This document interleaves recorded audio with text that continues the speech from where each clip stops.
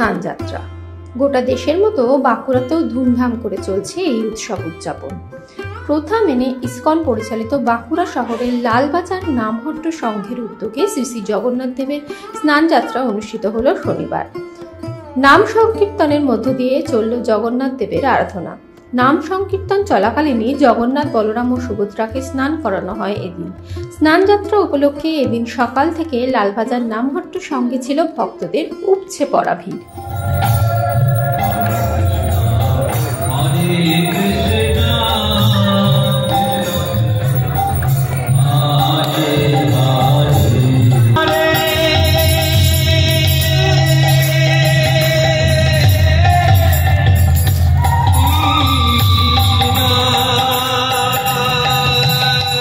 কথিত আছে, জ্যৈষ্ঠ মাসের পূর্ণিমা তিথিতে স্বয়ংভূ মনুর যজ্ঞের প্রভাবেই জগন্নাথ দেবের আবির্ভাব হয়েছিল। এমনকি স্বয়ংভূ মনুই নির্দেশ দিয়েছিলেন এই তিথিটিকে জগন্নাথ দেবের আবির্ভাবের দিন হিসেবে পালনের। প্রভু জগন্নাথ দেবের জন্মদিন উপলক্ষে বিশেষ স্নানযাত্রার সূচনা হয়েছিল। প্রথা অনুযায়ী এদিন স্নানযাত্রার পরই জগন্নাথ দেবের জ্বর আসে, তাই আজকের পর আগামী 15 দিন ধরে বন্ধ থাকবে মন্দির। লেপ কম্বল মুড়ি দিয়ে শুয়ে পড়বেন জগন্নাথ দেব, আর এরপর রাজবৈদ্যরা প্রভুর চিকিৎসা করবেন এবং তাকে সুস্থ করে তুলবেন। মন্দিরের দরজা ফের খুলবে 15 দিন পর।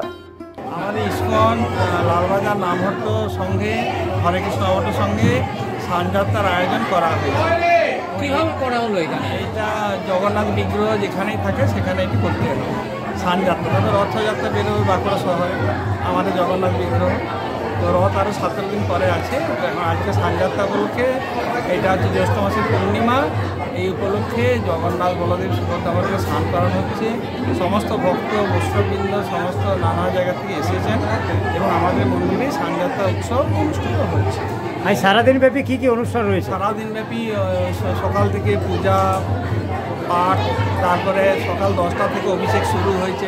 তারপরে জগন্নাথ দেবকে পুরীর মতো গজবেশ দর্শন, মানে গণেশ বেশ যেটা বলা হয়, গজবেশ দর্শন হবে। তারপরে আরতি হবে এবং ভক্তদের সব জনসাধারণকে প্রসাদ দেওয়া হবে। আর বিকালবেলাতে বৈদিক নাটক আছে, তারপরে নৃত্যানুষ্ঠান আছে, আর তারপরে সন্ধ্যাবেলায় আরতি, তারপরে ভগবানের শেষে শয়ন আরতি আছে এবং রাজবেশ দর্শন, পরপর অনুষ্ঠান হবে। আমাদের আর শীঘ্রই আমাদের রথযাত্রা হবে 17 দিন পর, সেটাও বাঁকুড়া শহরে হবে ভালোই জগন্নাথের রথ। তো এইভাবে আমরা চেষ্টা করছি সবাই মিলে একটা আনন্দ উৎসবে অংশগ্রহণ করে সবাইকে যাতে আনন্দ প্রদান করা যায় এবং ভক্তরা যাতে খুশি হয়েছে এবং অনেক সংখ্যায় উপস্থিত হয়েছে। তো আমরা এটা ভবিষ্যতে আরও ভালোভাবে পালন করার আমরা চেষ্টা করি।